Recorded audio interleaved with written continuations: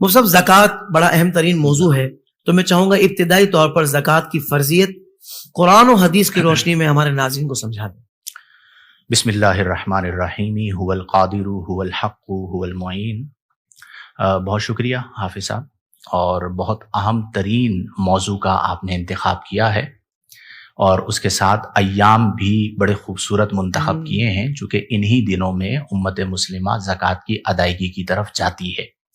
تو کئی ایسے مسائل ہیں جو لوگ پوچھنا چاہتے ہیں، تو اس توسط سے ان تک زکوٰۃ کے متعلق جو مسائل ہیں وہ پہنچ جائیں گے۔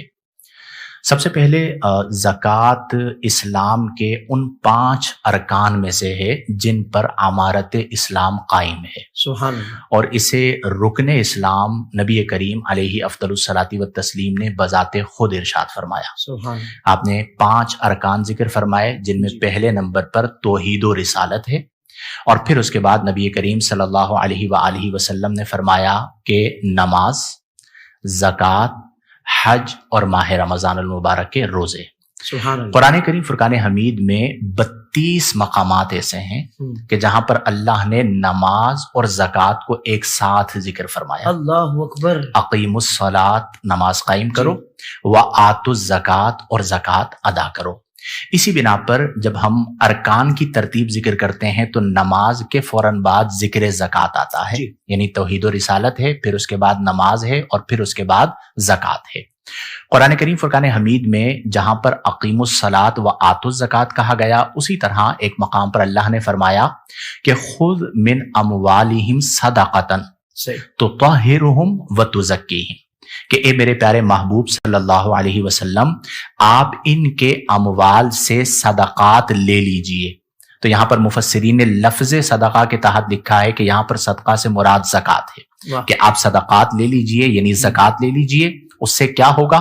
تو طہرہم، آپ انہیں طہارت عطا فرمائیں گے، وتزکیہم، اور ان کا تزکیہ فرمائیں گے۔ سبحان اللہ۔ اور یہ جو تزکیہ ہے، میں اکثر ایک بات عرض کرتا ہوں کہ یہ مقاصد نبوت سے ہے، یعنی بعثت نبوی کے بنیادی مقاصد میں سے ایک بنیادی جو مقصد ہے وہ ادائیگی زکوٰۃ ہے۔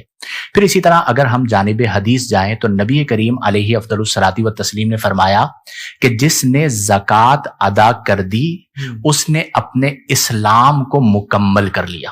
اللہ اکبر۔ اب آپ دیکھیے کہ نبی کریم صلی اللہ علیہ وسلم زکوٰۃ کو تکمیل اسلام سے جوڑ رہے ہیں۔ کیا بات تو ہے۔ کون مسلمان ہوگا جو اپنے اسلام کو مکمل نہ کرنا چاہے، کیونکہ سب سے بڑا سرمایہ یہی ہے۔ تو تکمیل اسلام کا تعلق ادائیگی زکوٰۃ کے ساتھ ہے، کہ جب آپ زکوٰۃ ادا کرتے ہیں تو اسلام کو مکمل کر لیتے ہیں۔ پھر اسی طرح نبی کریم صلی اللہ علیہ وسلم نے فرمایا، مثلا ہم جتنے بھی اعمال کرتے ہیں، جی نماز پڑھ رہے ہیں کیوں؟ جنت مل جائے۔ روزہ رکھ رہے ہیں کیوں؟ جنت مل جائے۔ حج کر رہے ہیں کیوں؟ جنت مل جائے۔ تو نبی کریم صلی اللہ علیہ وسلم نے ایک اور حدیث میں بیان فرمایا کہ جو زکوٰۃ ادا کر دیتا ہے وہ جنت میں چلا جاتا ہے۔ واہ واہ۔ تو گویا کہ ادائیگی زکوٰۃ کو بھی نبی کریم صلی اللہ علیہ وسلم نے دخول جنت کے ساتھ جوڑا ہے۔ تو یہ چند وہ روایات اور وہ آیات ہیں کہ جن میں اللہ تبارک و تعالی نے اور نبی کریم صلی اللہ علیہ وسلم نے زکوٰۃ کی فرضیت اور زکوٰۃ کی اہمیت کو بیان فرمایا ہے۔ سبحان اللہ، سبحان اللہ۔ کیا خوبصورت آپ نے ابتدائی گفتگو فرمائی ہے۔ دیکھیں، یہ بات ہوتی ہے کہ ایک بہترین عالم دین جب کسی بھی ٹاپک پر کلام کرنا شروع کرتے ہیں تو ہر مسلمان کا یہی انداز رہتا ہے کہ قرآن اور حدیث کی روشنی میں اس موضوع کی اہمیت اور اس کی افادیت پہلے بیان کی جاتی ہے۔ کیا کہہ رہے ہیں ماشاءاللہ مفتی صاحب۔ آگے کی طرف بڑھتے ہیں۔ یہ شاید فرمائے گا کہ زکوٰۃ کب فرض ہوئی، اور جو منکر زکوٰۃ کے حوالے سے اسلام جو ہماری رہنمائی کرتا ہے، میں چاہوں گا وہ بھی ارشاد فرما دیں۔ حافظ صاحب، جہاں تک فرضیت زکوٰۃ کا معاملہ ہے تو یہ 2 ہجری میں فرض ہوئی۔ صحیح۔ یعنی جب نبی کریم علیہ افضل الصلاۃ والتسلیم مکہ المکرمہ سے ہجرت فرما کر مدینہ المنورہ تشریف لائے تو دوسری ہجری میں فرضیت زکوٰۃ پر آیات کا نزول ہوا، اور نبی کریم صلی اللہ علیہ وسلم نے ان فرنٹ آف صحابہ کرام رضی اللہ عنہم اس کو بیان فرمایا۔ اور جہاں تک زکوٰۃ کی فرضیت کا انکار ہے انکار سے مراد یہ ہے کہ آج کل کچھ ایسے لوگ ہیں جو یہ کہتے ہیں کہ جی ہم زکوٰۃ نہیں دیں گے اور ہم زکوٰۃ کو فرض نہیں مانتے. اور یہ آج کے دور میں نہیں ہے، یہ حضرت صدیق اکبر رضی اللہ عنہ کے زمانے میں بھی ایک فتنہ آیا تھا جنہیں منکرین زکوٰۃ کہا جاتا ہے. تو جو فرضیت زکوٰۃ کا انکار کرتا ہے وہ دائرہ اسلام سے خارج ہو جاتا ہے. اللہ اکبر. یعنی یہ یوں ہے کہ جیسے کوئی یہ کہے کہ میں اللہ کو نہیں مانتا تو وہ اسلام سے خارج ہے. اسی طرح اگر کوئی یہ کہے کہ میں زکوٰۃ کو فرض نہیں مانتا، بلکہ میں تھوڑا سا اور اسے واضح کرنا چاہوں گا، دو چیزیں ہیں. ایک یہ ہے کہ وہ شخص ہے جو زکوٰۃ کو فرض مانتا ہے لیکن زکوٰۃ ادا نہیں کرتا. یہ یوں ہی ہے کہ جو نماز کو فرض مانتا ہے لیکن نماز نہیں پڑھتا.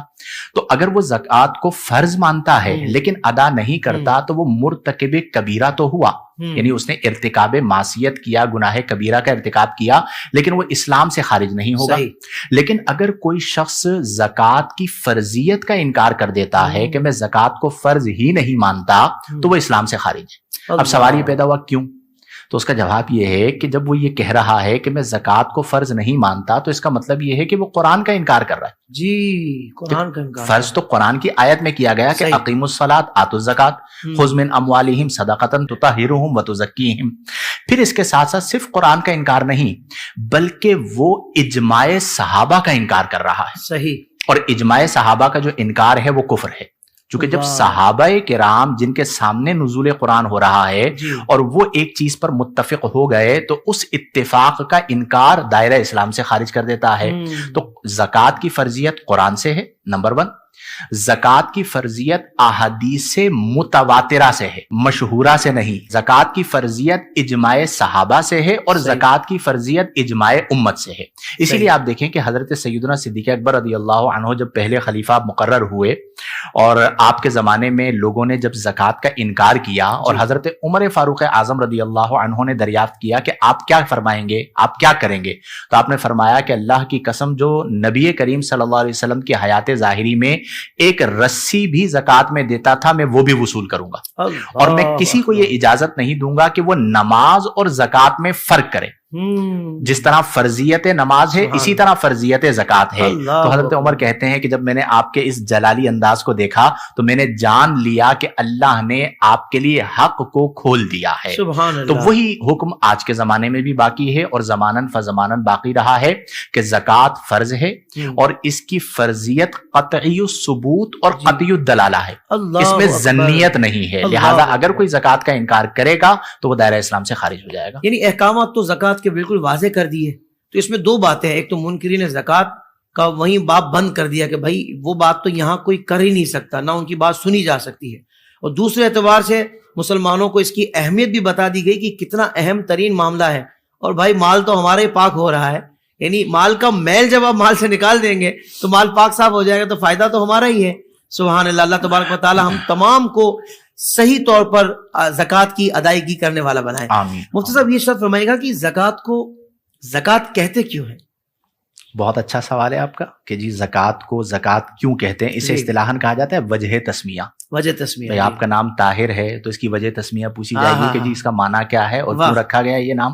تو ہمارے یہاں فقہی اصطلاح کے اندر جب بھی ہم کوئی باب شروع کرتے ہیں تو سب سے پہلے وہ نام آتا ہے، پھر اس کی وجہ تسمیہ آتی ہے کہ اس باب کو اس نام سے موسوم کیوں کیا گیا. بہت اچھا. تو لفظ زکوٰۃ جو ہے یہ عربک ورڈ ہے اور اس کا لفظی معنی ہوتا ہے پاک کرنا اور بڑھانا. دو معنی ہے، یعنی نشو نما بھی اس کا معنی ہے، نمو جسے کہا جاتا ہے، اور پاکی بھی اس کا معنی ہے. اسی لیے آپ دیکھیں کہ جو صوفیہ کے ہاں اصطلاح ہے وہ ہے تزکیہ، اور جو آیت پڑھی گئی اس میں بھی لفظ آیا تزکیہم، تو اسی سے زکوٰۃ بنا ہے. تو زکوٰۃ کو زکوٰۃ اس لیے کہا جاتا ہے کہ وہ آپ کے مال کو پاک کر دیتا ہے. سبحان اللہ. اس کی وجہ یہ ہے کہ جب ہم بزنس کر رہے ہوتے ہیں، تجارت کر رہے ہوتے ہیں، تو انسان ہونے کے ناطے کہیں نہ کہیں کوئی کمی رہ جاتی ہے. تو اللہ نے اس کا حل بھی ہمیں عطا فرما دیا کہ تمہیں جو مال دیا گیا اس مال کی تم زکوٰۃ ادا کرو.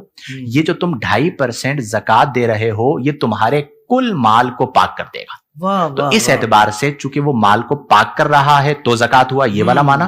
اور دوسرا جو معنی ہے وہ ہے نمو، یعنی بڑھوتی. تو زکوٰۃ ایسی چیز ہے کہ جس کی وجہ سے مال میں کمی نہیں ہوتی بلکہ مال بڑھتا ہے. تو جس مال کو آپ نے اللہ کے لیے دیا اس نے برکت عطا فرمائی اور آپ کا مال بڑھا تو ज़कात का चूंकि एक माना बढ़ना है तो फिर उसे ज़कात कह दिया गया। वाह वाह वाह वाह, सुभान अल्लाह सुभान अल्लाह। मुफ्ती साहब, आपने इरशाद फरमाया ज़कात के जो अहकामात हैं कुरान और हदीस की रोशनी में, तो आम बंदा ये सवाल करता है कि भाई फजीलत क्या है ज़कात की अदायगी की, इसके फ़ायदे क्या हैं।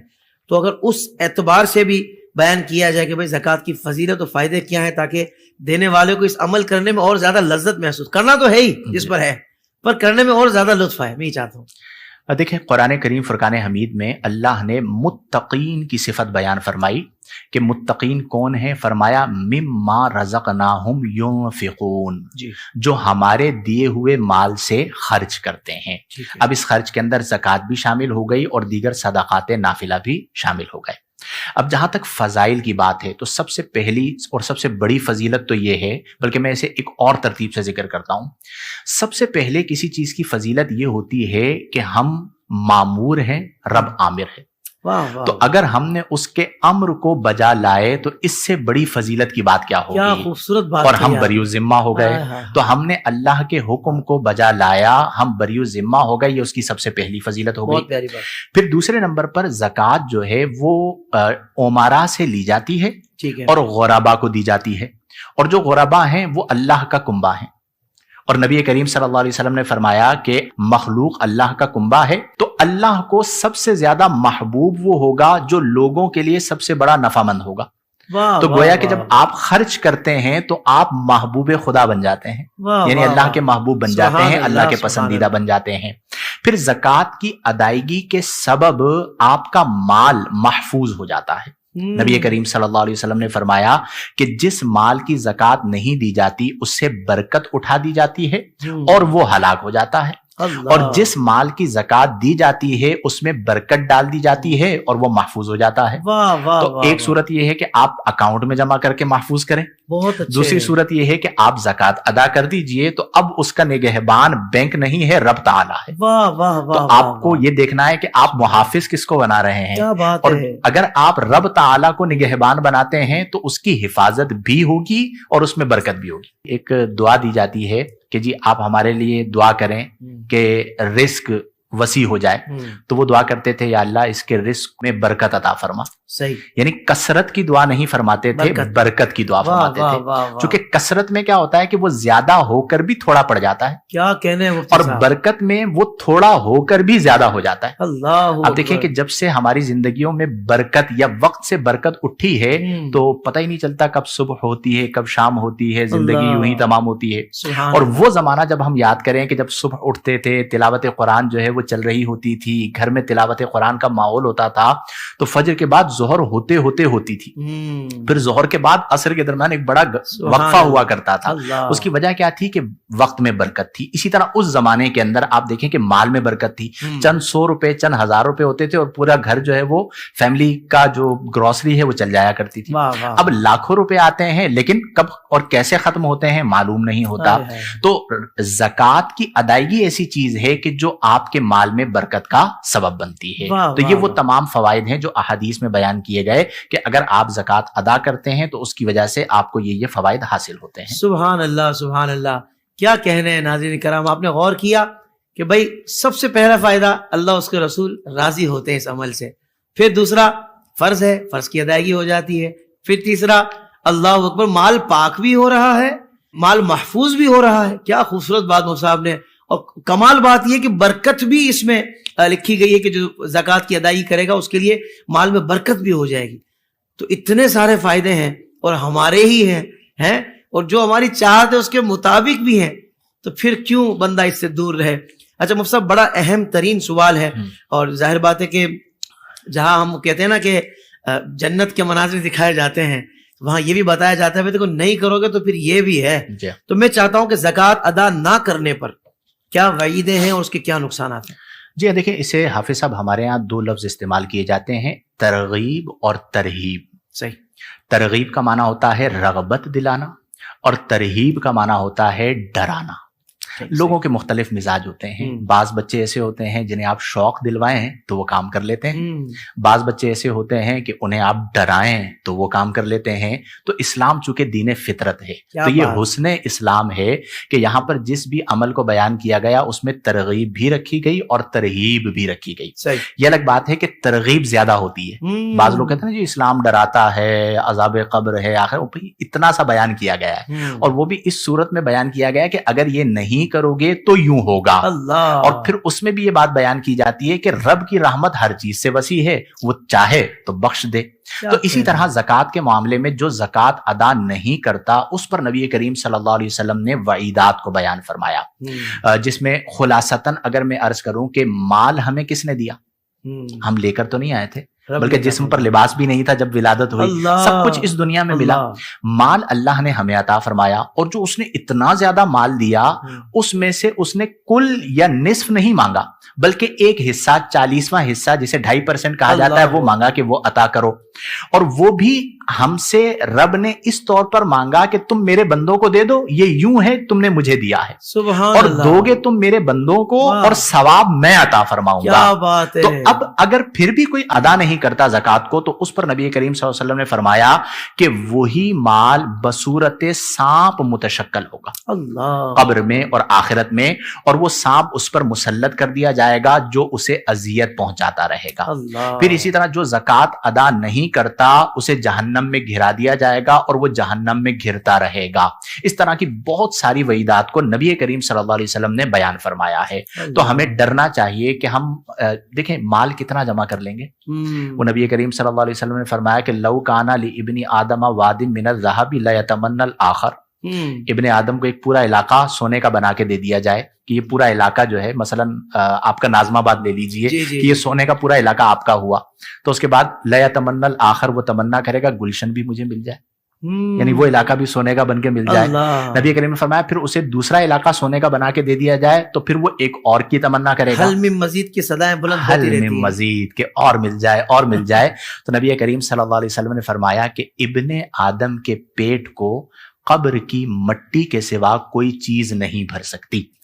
ہزاروں خواہشیں ایسی کہ ہر خواہش پہ دم نکلے, بہت نکلے میرے ارماں لیکن پھر بھی کم نکلے. ہم اپنی زندگیوں کو ہی دیکھ لیں, یہ ہو جائے یہ ہو جائے, کم وقت ختم ہی نہیں ہوتی. ایک خواہش ختم ہوتی ہے تو نئی سر اٹھا کے کھڑی ہو جاتی ہے.